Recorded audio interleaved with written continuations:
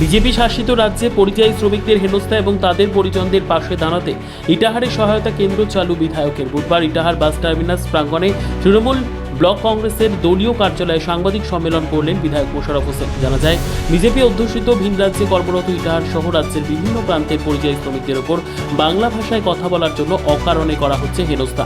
এই অন্যায় থেকে বাদ যায়নি ইটাহারের পরিযায়ী শ্রমিকরা, এমনকি ইটাহারের ওই শ্রমিকদের করা হচ্ছে মারধর বলে অভিযোগ বিধায়কের। চিন্তায় রয়েছে ইটাহার ব্লকের বিভিন্ন অঞ্চলের হাজার হাজার পরিযায়ী শ্রমিকদের পরিজন।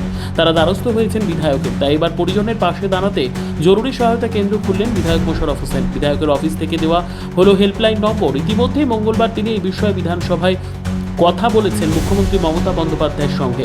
তিনি এই বিষয়ে সরব হয়েছেন। ভিন রাজ্যে থাকা পরিযায়ী পরিজনদের দেওয়া হচ্ছে বিধায়কের প্যাডে রেসিডেন্সিয়াল সার্টিফিকেট।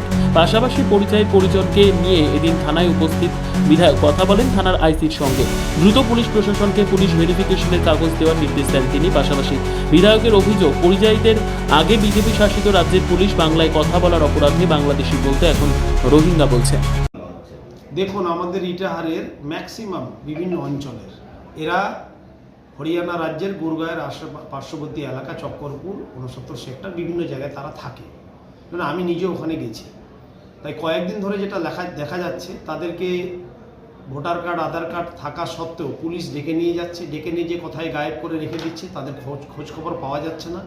এবং ভোটার কার্ড আধার কার্ড রেশন কার্ড ইত্যাদি ডকুমেন্ট যারা নিয়ে গেছে ওগুলো তারা পুলিশ নিয়ে ফেলে দিচ্ছে, তাদের মোবাইলগুলো নিয়ে বন্ধ করে দিচ্ছে। সোজা বলছে এরা রোহিঙ্গা বাঙালি বা বাংলাদেশি। সেক্ষেত্রে খুব চিন্তাজনক উদ্বেগজনক বিষয়।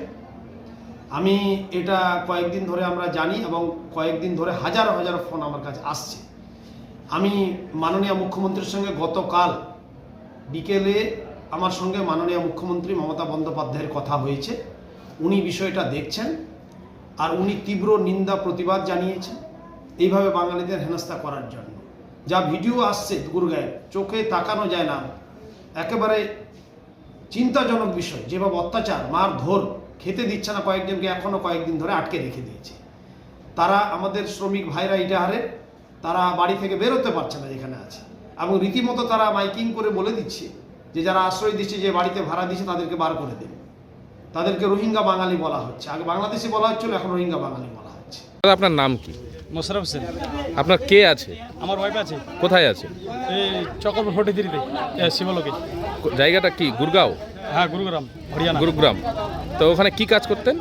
আমার ওয়াইফ খাওয়া না, আমি টেম্পো চালাই। তো ওখানে কি ভয় দেখাচ্ছে? ভয় দেখাচ্ছে, কিছু আইডি মানে নিগালভাবে দেখছে না, আবার মনে করে না এমনি থেকে উঠিয়ে নিয়ে যাচ্ছে, আগে মারধর করছে, তারপরে মারধর করার পরে বলে কাউকে নাকি বলে ছাড়ছে যেগুলা নিগাল, তারপরে পয়সা করে বলে কিছু নাকি নিচ্ছে, তারপরে ওদের অত্যাচার করছে, মানে যেগুলা বাইরের ওগুলা ফের আবার অন্য জায়গায় বলে লে যায় ঝিল বর্ডারের দিকে বলে ছাড়ে দিচ্ছে। ব্যুরো রিপোর্ট, উত্তর বাংলা সংবাদ।